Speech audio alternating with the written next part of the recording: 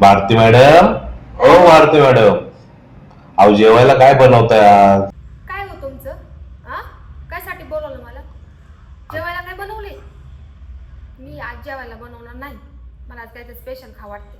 आणि तुमचे रोज रोज वाक्य ऐकून मला बोर झाले. तुम्हाला सांगते आता बरं का. मला असं वाटत नाही का कधी माझ्या हाताचं मला खाऊन खाऊन कंटाळा नाही येत का? सांगा बरं मला तुम्ही. मी बनवू का?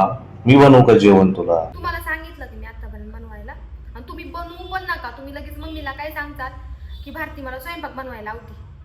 हा, तर ते जाऊ दे. मला आज काहीतरी स्पेशल खा वाटते. मला काही नाही सांगायचं. काय स्पेशल काय खायचं? काय तुझ्यासाठी मागू का?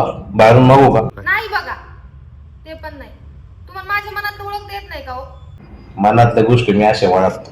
आतापर्यंत कित्येक पुरींच्या मनातल्या गोष्टी ओळखल्या. काय काय म्हणलं तुम्ही आता? अगं म्हणजे तुझ्यासारख्या पुरीच्या मनातल्या मी गोष्टी ओळखू शकत नाही म्हटलं. मी तुझा नवरा कसा ग? हा, ओळखा मग. हा, हॉटेलला जायचं ना आपल्याला. हॉटेलला जायचं, चला.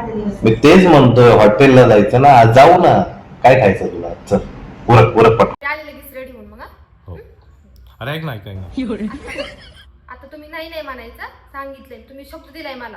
हा, अरे हो, माहितीये, शब्द दिलाय मी. पण माझा शब्द तर ऐक ना. तू रात्री लाडक्या बहिणीचे पैसे काढलेत ना, तर ते पण सोबत घे. म्हणजे कसं पैसे लागत आहेत हॉटेलला. तुमचे पैसे का? आता तर मला हॉटेलला जेवायचंच नाहीये. मी आता फक्त भातच बनवणार. मला लय कंटाळा आलेला आहे. आणि सगळ्या घरातल्या डाळी पण सगळ्या संपलेल्या आहेत. मी आता तुम्हाला फक्त साखर आणि भात देणार. नाही तुमची तुम्ही एकटाच जेवा जायला बाहेर. जेवायला जा बाहेर, कळलं? साखर भात